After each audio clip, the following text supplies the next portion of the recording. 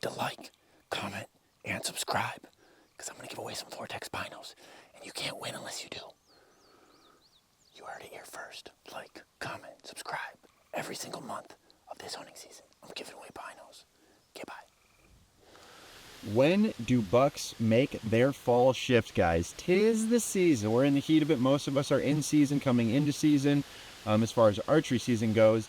And a lot of things are changing. Some of those bucks that you've had all summer long are still around, and maybe some of them have left.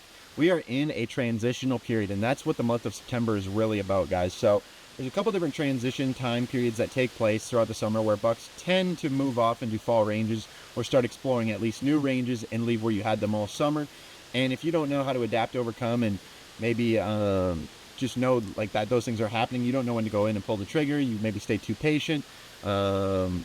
And now that he's gone, I'm trying to give you as much information that I have from hunting across pretty much every state in the Midwest, and then some, as far as information goes, like when those shifts are taking place. So the one is long gone by now. In about the 3rd to 4th week in August, we'll see an initial shift. A small percentage of bucks will leave, move away from their summer ranges and move into these fall ranges. Now, if you had new bucks show up, think to yourself here, in the 20s of August, okay,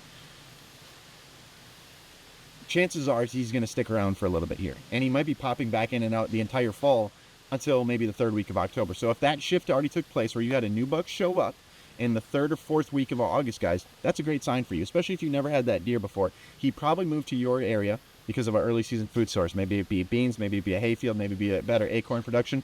And although he might not be on camera every single day, which don't get too tore up about, he probably is in and around your area. So now, like I said, cameras, don't get too tore up about them. If you can do some field scouting, do that. Cameras are not catching a lot of the movement. I ran about 20 cameras on 100 acres. It's a camera every 5 acres, and we caught about 3 to 5% of the movement throughout the entire season. So I love cameras too, guys, but if you're sitting on the couch waiting, probably screwing yourself. Shift number 2. Shift number 2 takes place in that first week of September. Velvet drop.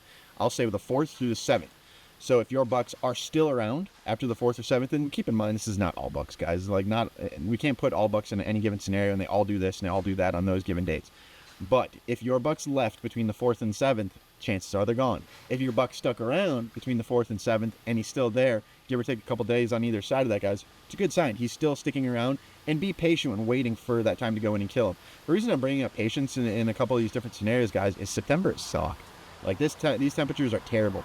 Opening day here in Wisconsin, it was moderate hunting, decent. I did go out and see 2 really nice bucks, but from a far distance away. So,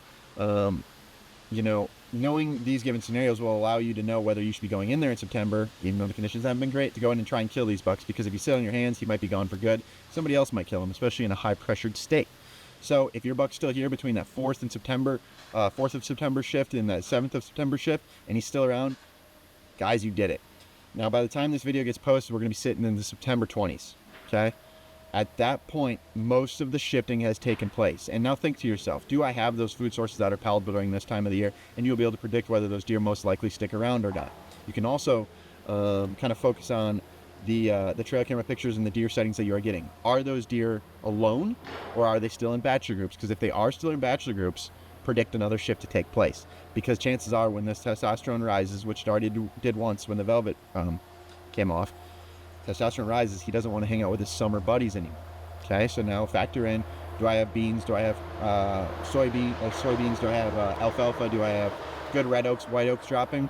That could help keep these deer around.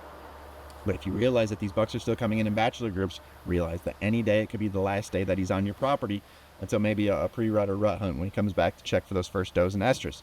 So if you find yourself in those scenarios, guys, just be aware that if you see him coming in bachelor groups or in photos with a lot of different bucks, he could leave. And that's just something I'm actually going back and forth about on a really nice 5-year-old buck that I'd like to kill on one of my properties, and I'm debating because the scenario's not right, the temps aren't great, and it's a long drive. Should I be going in there? Well, he is still kind of hanging around in those bachelor groups, and so as October comes and progresses, chances are testosterone could rise, and maybe if he's not the bully buck and somebody else is, he gets kicked out. But that's the risk you take, guys. So there's kind of 3 shifts that take place here: that late August shift, that early September shift, and about that 3rd week into the one that we're coming into shift. And sometimes, guys, they just never shift because you give them everything they need, and they also have the temperament to ward off other bucks and hold down their territory and don't get kicked out of their territory. So there are things going in your favor that could possibly, keep a buck on your property the entire season. But at the end of the day, when does that shift take place, guys? There are 3 different times that you need to pay attention to.